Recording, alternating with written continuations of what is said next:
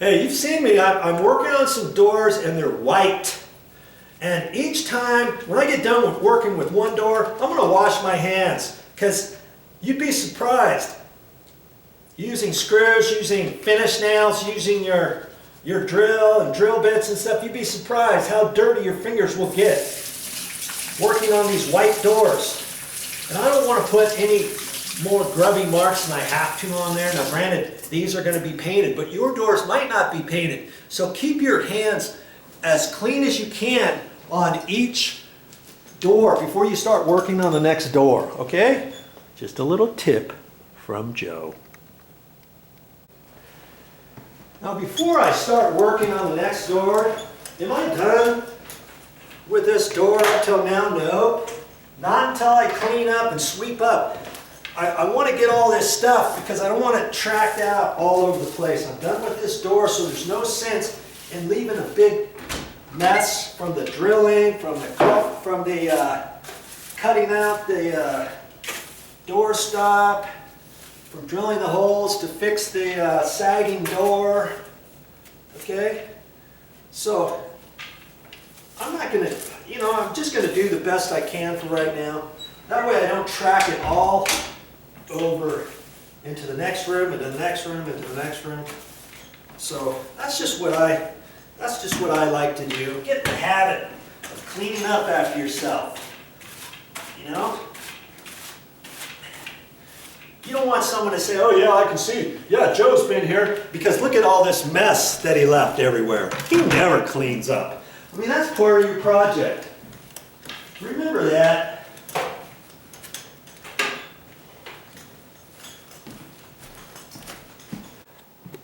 What is our project today?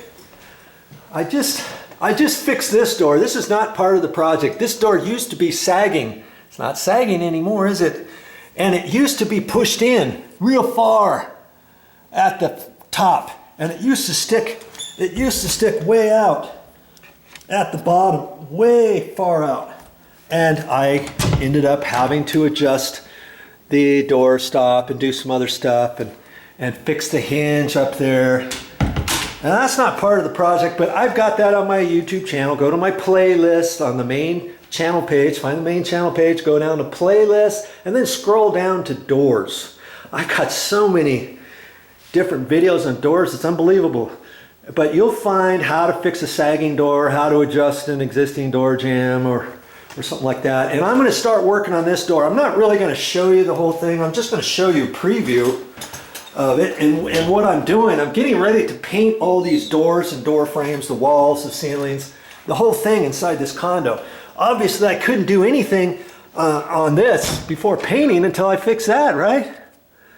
Okay, I'm gonna caulk it all and caulk the nail holes, recaulk all this and the top and all that kind of stuff, obviously, and before getting ready to paint. But I didn't want to paint everything first and then find out, oh, look at this, this door is sagging, it's rubbing already. Why did the painters paint this? How come they didn't tell me? Well, I'm the painter on this job and I know better, okay? So I got this door closed. And see, first off, it's not even latching. That's because the door face is not flush with the door jamb. It's sticking out. And at the bottom it's flush and it's fine. That's sticking out there. Look at the top. My word. Look at that. You can see it needs to be pushed in about, I don't know, at least a 1/4 inch. And I can fix that. Now, whoever installed this door, they probably replaced it and the door was warped and they probably didn't know how to fix it and they readjusted the stop. See this stop? This stop is supposed to be 1 3/8. That's the thickness of the door. It should be at least 1 3/8 or a long 1 3/8. If I look at that, it's about 1 1/8 inches. You see what I mean? This has to be pushed over.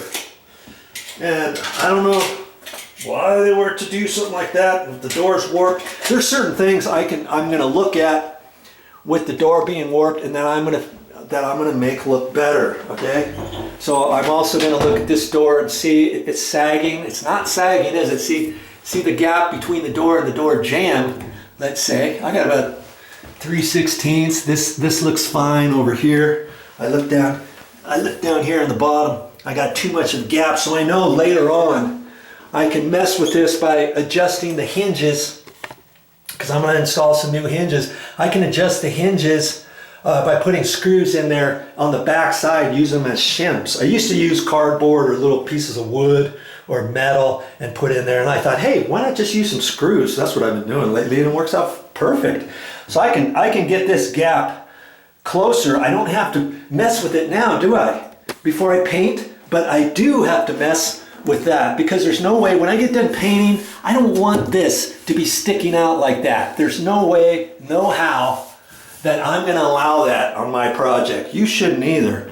Now, most of the time, doors aren't like this, okay? But I know I can flex this door better than where it is now, and it's going to require me scoring this door stop, because this little piece of trim is separate, okay? Scoring the door stop on here and being very careful not to snap this off or break it. Loosen this one up so I can swivel it, because see, on this side I've got plenty of room. I got 1 3/8 here. It just dive bombs to 1 1/8 over here. So once I loosen it all up and clean off the residue, excess caulking and stuff, so I don't have a bulge or something, then I can push this over. I'll push that over probably, I don't know, quarter inch, or maybe a little bit more, and I can just tack it and stuff. And I'll show you that. But that's, you know, do I need to show you how to score next to the door stop? I shouldn't have to do that. I don't think I'm going to do that on this video. Maybe on another door. I've got some other doors in this condo that need to be fixed as well, and I might show it to you later, but this is a quick and dirty. So I know I've got to readjust the stop. You see down here at the bottom it was flush, remember? This is 1 3/8, just like it should be, and up there it's pushed way over. I can tell. And all you got to do is measure it and look at it and know that, hey, what's the deal? How come the door's sticking out? Why didn't they fix that? And I'm going to look at that and do the best I can. So obviously I have to do that before I paint, don't I?